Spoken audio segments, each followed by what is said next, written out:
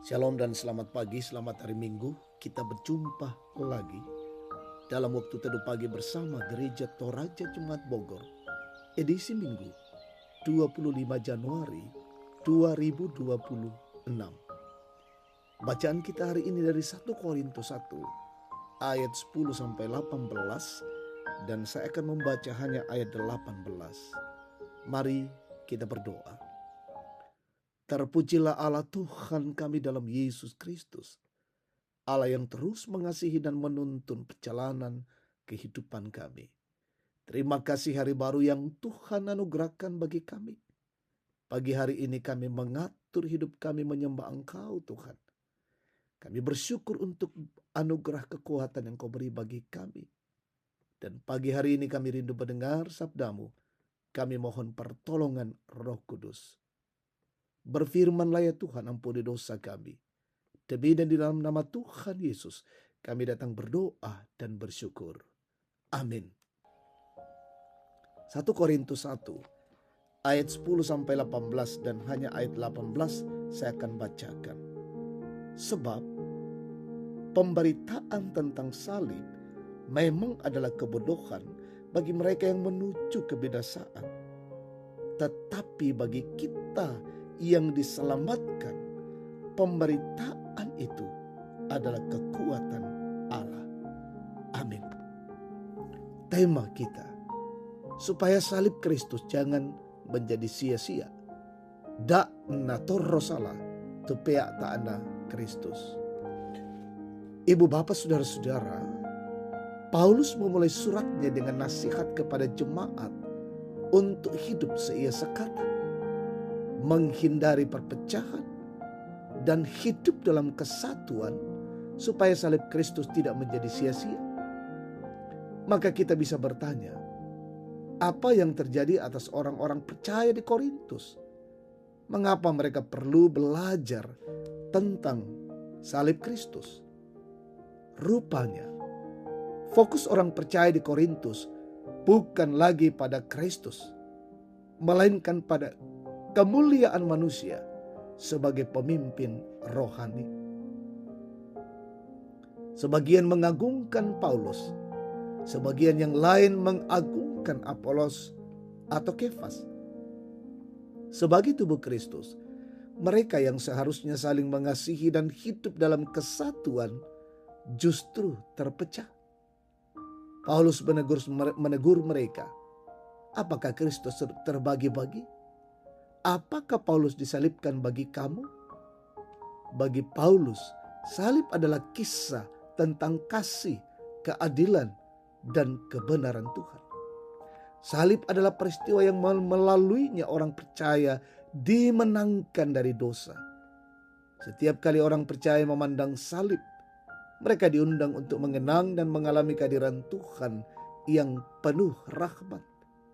Ironisnya, orang percaya di Korintus mengabaikan hal ini. Mereka sibuk memuliakan diri dan berbangga atas rasul-rasul yang mereka hormati. Mereka lupa bahwa kekuatan Injil terletak dalam kesediaan merendahkan diri, sebagaimana yang Yesus lakukan lewat peristiwa salib. Jemaat Tuhan, dari Korintus kita belajar bahwa hal tersebut adalah cikal bakal perpecahan jemaat. Mari terus bergandengan tangan dengan menyatukan hati dan pikiran untuk memberitakan Injil dengan tulus dan sederhana, sembari terus fokus kepada Kristus. Setiap orang diberi karunia untuk pembangunan tubuh Kristus, sehingga perbedaan adalah rahmat. Hanya dalam kesadaran ini, salib Kristus tidak menjadi sia-sia. Amin. Kita berdoa. Kami menaikkan puji dan syukur bagi-Mu Tuhan Allah, untuk lawatan kasih-Mu, firman-Mu yang boleh kami dengarkan pada pagi hari ini. Tanamkan dalam hati dan pikiran kami, meteraikan ya Tuhan, sehingga kami jadikan sebagai pedoman menjalani hidup anugerah Tuhan ini. Di Minggu Raya pagi hari ini kami mempersiapkan diri, mengangkat tugas dan pelayanan beribadah.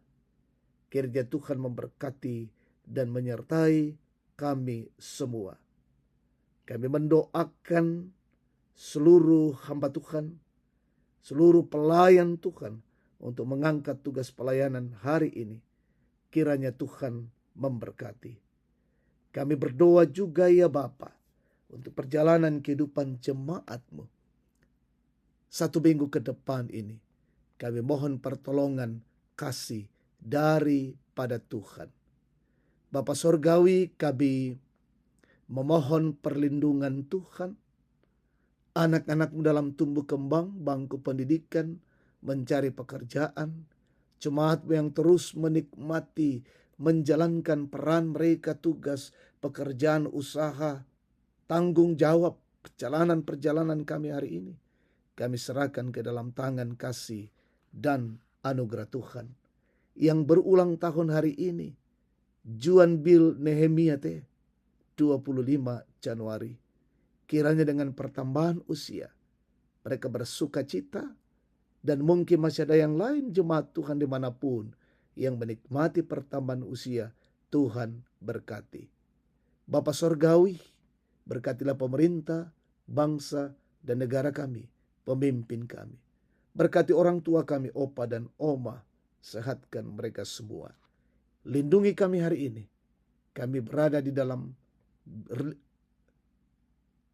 pimpinan kasih dan pertolongan Tuhan.